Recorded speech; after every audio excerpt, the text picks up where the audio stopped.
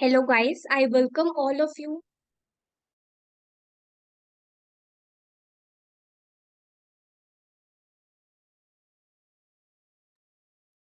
Hi, guys. I welcome all of you to this session of Organon Workshop, in which today we are going to cover all the aphorisms starting from aphorism number 1 to 294 and the important topics of those aphorisms that can be asked as prominent questions in your AIPGT entrance examination. ये class बिल्कुल crisp or to the point होने वाली है. In this, we will be discussing only the important segments or important points of the aphorisms that you need to keep in mind. Nothing extra or things that are hard to remember or basically which will not be used for the MCQ point of view will not be taught here. It would be extremely nice if you confirm once again that my voice is audible to all of you.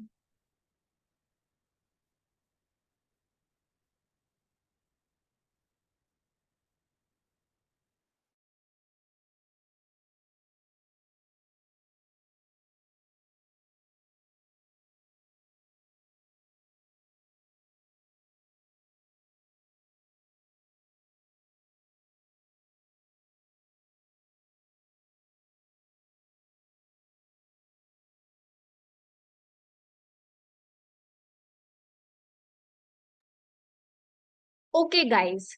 So now we are beginning the session.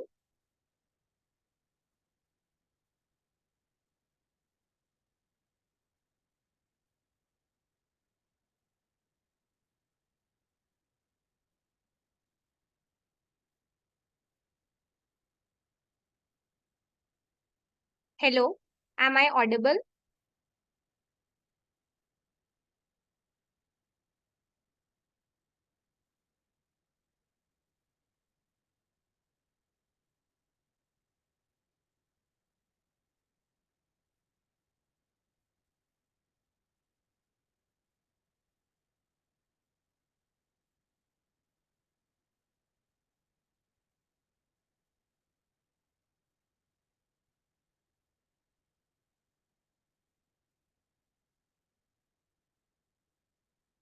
Am I still not audible? Please confirm so that we can begin.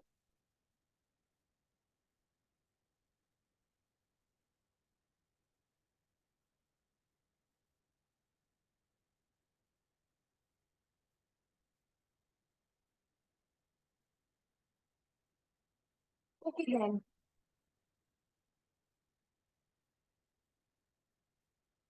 So I'm going to start. First of all, the first aphorism that we are going to discuss is mission of physician. Mission of physician ये पहला aphorism है and this explains highest and only mission is to restore the sick to health as healing and to cure as it is termed. तो mission of physician first aphorism में discuss किया गया है. Next, जो footnote है first aphorism का उसमें doctor Hahnemann ने थियोरेटिकल मेडिसिन के बारे में डिस्कस किया है या basically he has condemned the use of theoretical medicine क्योंकि उनके अकॉर्डिंग वो एम्प्टी स्पेक्यूलेशंस पे बेस्ड होती है. Hahnemann called to and these reveries day dreaming.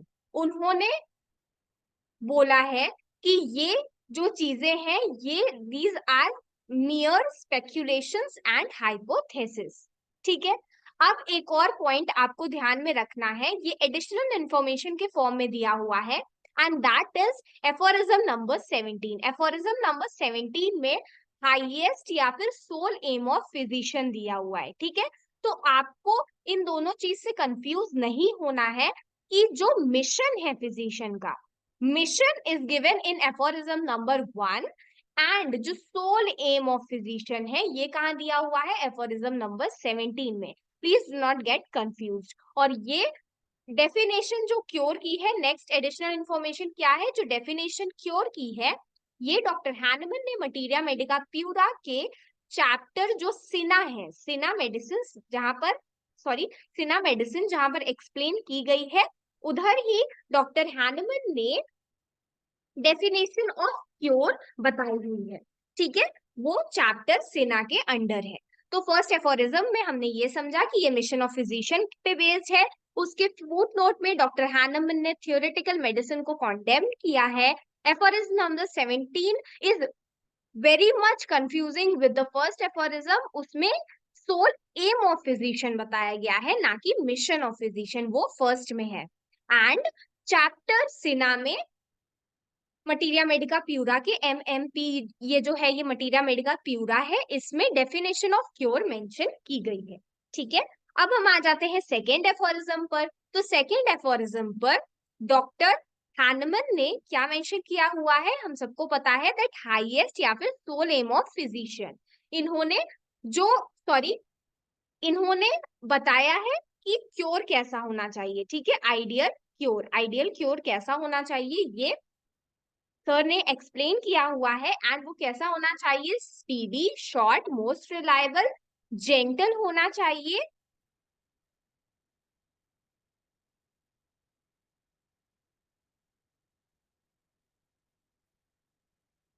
Is the content on the screen not visible to everyone?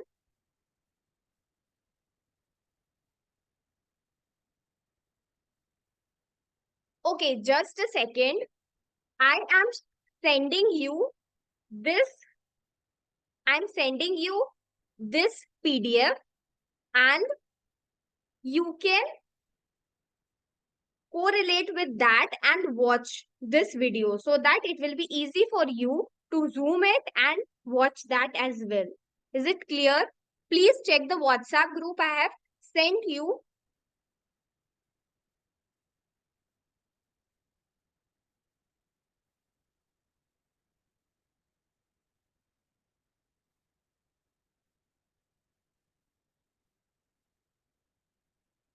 Okay. So we are continuing, and even you can also zoom it from your application as well. So first of all, यहाँ पर ideal cure के बारे में mention किया गया है, जिसमें M of physician के बारे में दिया गया है। एडिशनल इंफॉर्मेशन की बात करें तो सिटू टोटू एट जेकोंडे, ये इसका मतलब है क्विकली, सेफली एंड प्लीजेंटली। जो क्योर है वो कैसा होना चाहिए, वो ये सेल्सियस की दी हुई एक ये स्टेटमेंट है जो यहाँ पर मेंशन की गई है। ठीक है, नेक्स्ट क्या है, नेक्स्ट है essential qualities of physician, aphorism number 3 में दिया है, जिसके अंडर फिर कुछ सारे सब सेक्शंस हैं। फॉर एग्जांपल डिजीज की नॉलेज एफोरिज्म नंबर 72 से 82 में मेंशन की गई है। हम सबको पता है that acute disease, chronic disease वाले एफोरिज्म्स इन्हीं के अंडर आते हैं। नॉलेज ऑफ मेडिसिन की अगर हम बात करें तो knowledge of medicine in general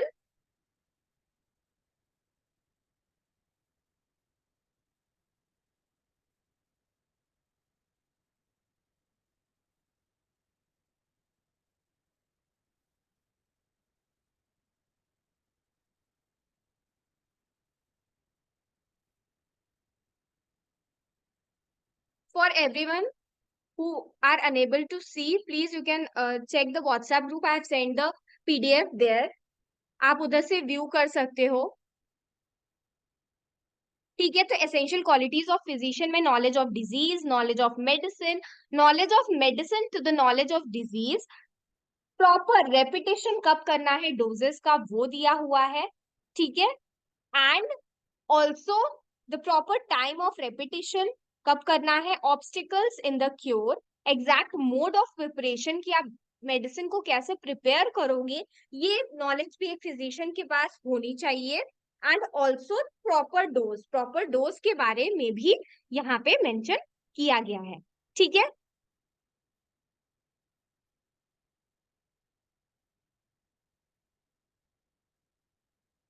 now moving on, knowledge of physician for case taking is given in aphorism number 83 and 98. तो केस टेकिंग से रिलेटेड नॉलेज ऑफ फिजिशियन क्या होना चाहिए, that has been mentioned in aphorism number 3। Aphorism number 4 में public preserver of health के बारे में बताया गया है।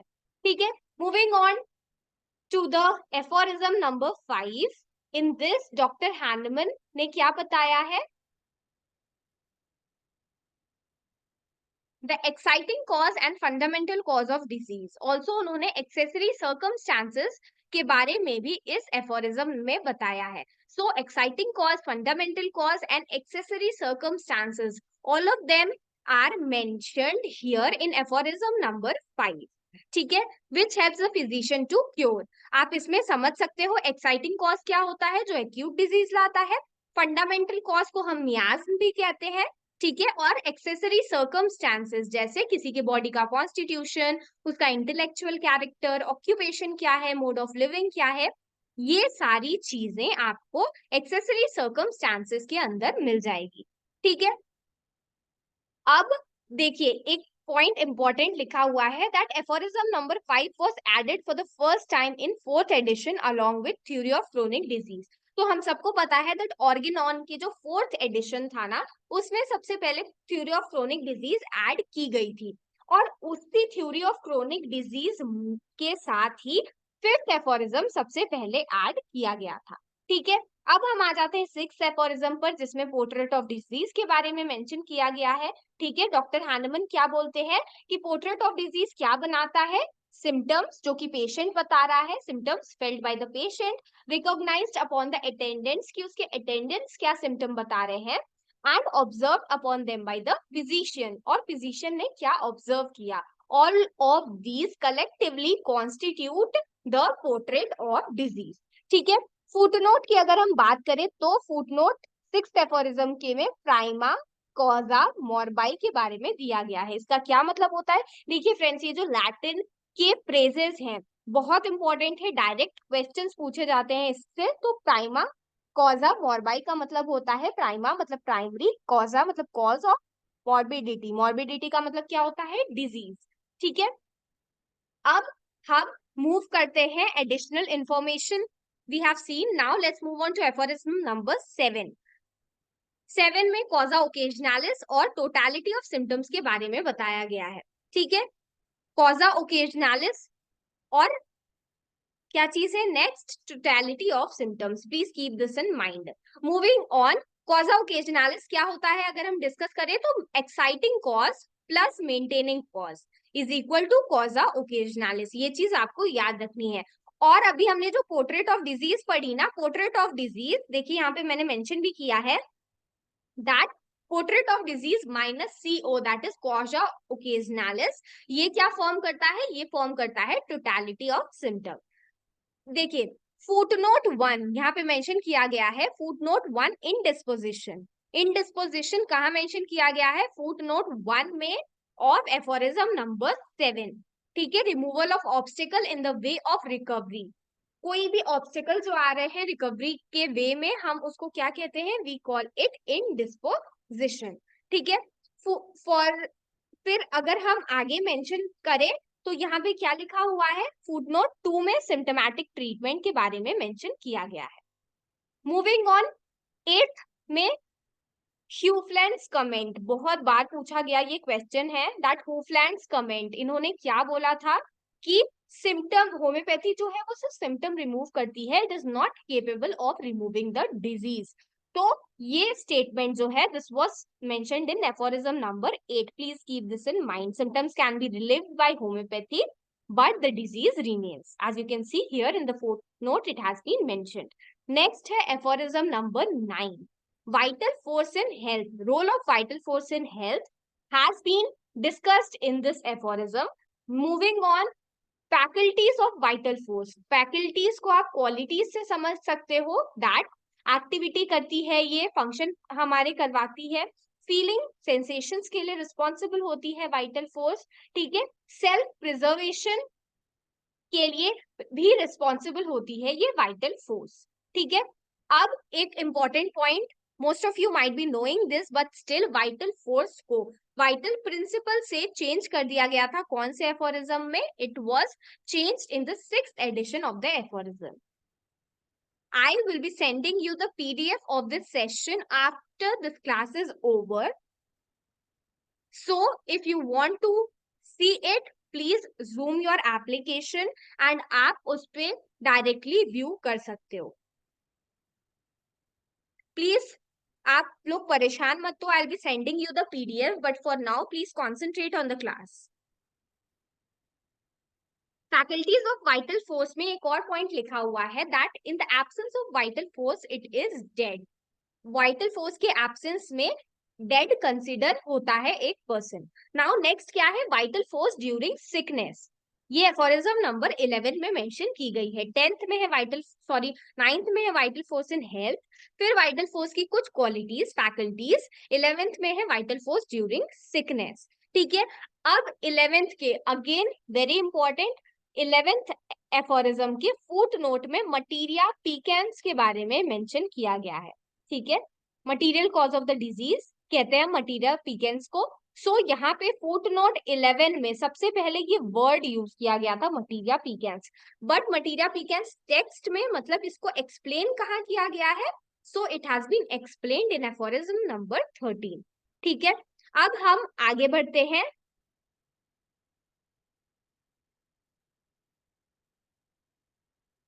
morbid phenomenon it has been explained in aphorism number 12. और morbid phenomena क्या है? morbid मतलब डिजीज के होने के लिए phenomena जो इंटरनल चेंजेस हमारी बॉडी में आ जाते हैं वो morbid phenomenon के अंडर मेंशन किए गए हैं.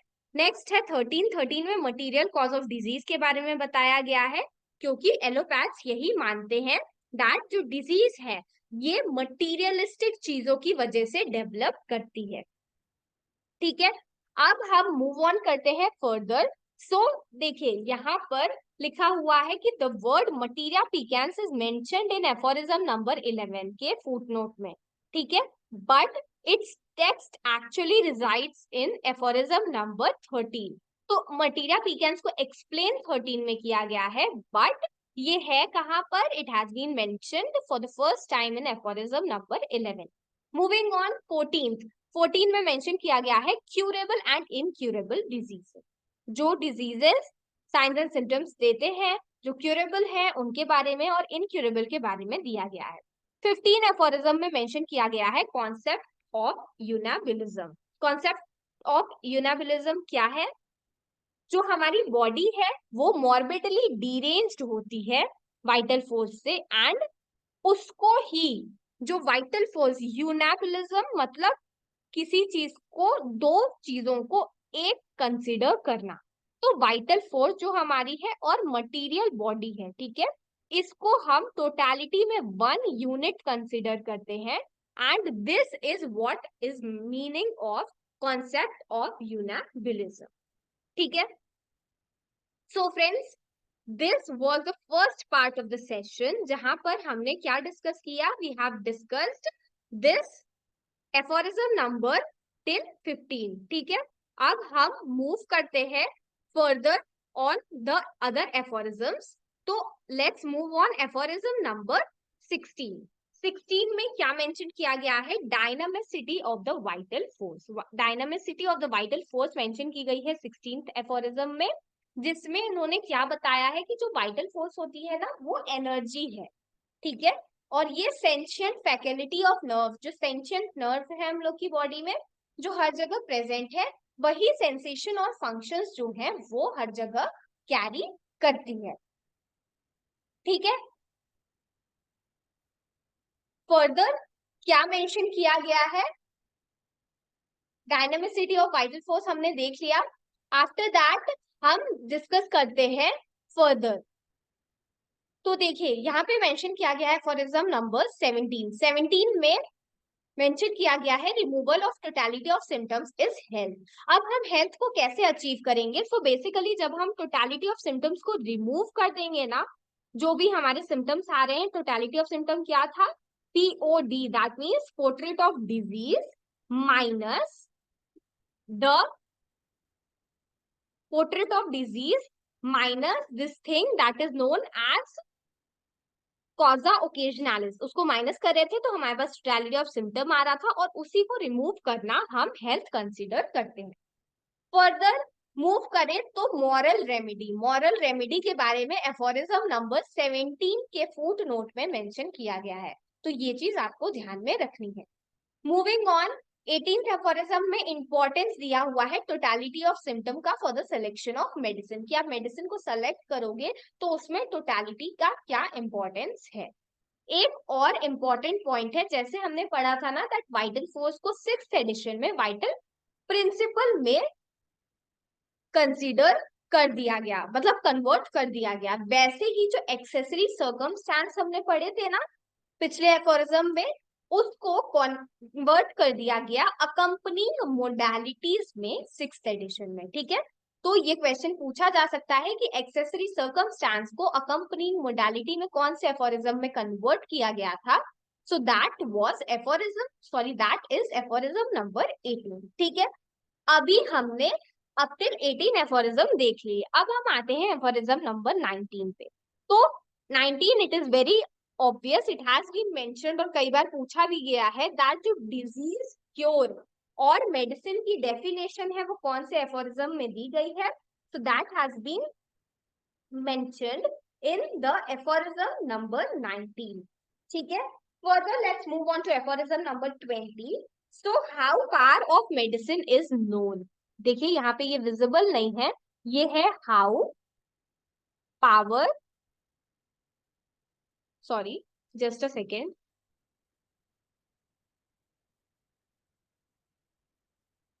Aphorism number 20। ठीक है, इसमें क्या है, how power of medicine is known. ठीक है, please write it down if you are making notes और something. So power of medicine के बारे में हम कैसे पता करते हैं, वो चीज एफोरिज्म नंबर 20 में मेंशन की गई है। फर्दर मूव करें तो एफोरिज्म नंबर 21 में proving on healthy human body के बारे में बताया गया है कि जो मेडिसिन होती हैं उसकी प्रूविंग जो है वो हेल्दी ह्यूमन बॉडीज पे की जाती है। That has been explained on aphorism, sorry in aphorism number 21। Moving on, अगर हम एफोरिज्म नंबर 22 से 25 की बात करें तो देखिए नॉलेज ऑफ मेडिसिन के बारे में बताया गया था ना। सबसे पहले मेडिसिन की डेफिनेशन बताई, फिर बताया कि पावर ऑफ मेडिसिन को हम कैसे जानते हैं, फिर हमने बताया कि प्रूविंग कैसे होती है मेडिसिन की। अब हम एफोरिज्म नंबर 22 को देखते हैं।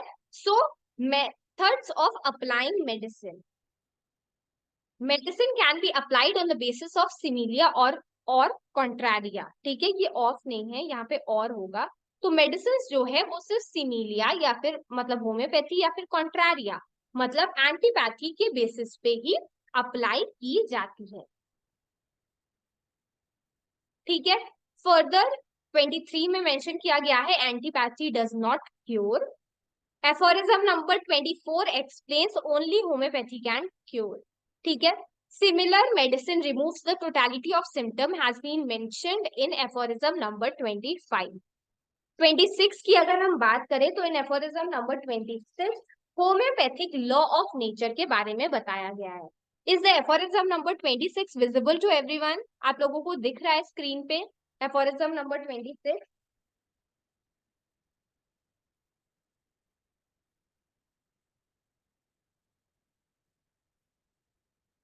Okay, so homeopathic law of nature जो है वो बताया गया है एफोरिज्म नंबर 26 में। फिर एफोरिज्म नंबर 27 में along with superiority similarity of the medicine is also required. Medicine सिर्फ सुपीरियोरिटी मतलब सुपीरियर नहीं होनी चाहिए डिजीज से, बल्कि वो सिमिलर भी होनी चाहिए। तो मेडिसिन जो है वो सिमिलर होनी चाहिए डिजीज में, और सुपीरियर किस चीज में होनी चाहिए, स्ट्रेंथ ऑफ मेडिसिन में। हमने मोडस ऑपरेंडी बहुत अच्छे से पढ़ा हुआ है कि मेडिसिनल डिजीज जो होती है वो बड़ी होती है, ये मेडिसिनल डिजीज है, ये नेचुरल डिजीज है, तो इसीलिए ये मेडिसिनल डिजीज हमारी हेल्प कर देती है to overcome from the natural disease. ठीक है, तो ये हमने डिस्कस कर लिया कि सुपीरियोरिटी के साथ सिमिलैरिटी भी जरूरी है। फिर एफोरिज्म नंबर 28 में most probable explanation of action of medicine दिया हुआ है, ठीक है, कि नेचुरल लॉ ऑफ क्योर जो है वो कैसे होता है, वो चीज मेंशन किया गया है। And modus operandi, please keep this in mind, a zillion times this question has been asked that modus operandi जो है ये कौन से aphorism में mention किया गया है. So it has been explained in aphorism number 29. Apart from this term has also been used in aphorism number 148 and 282. Please keep both of these numbers in your mind.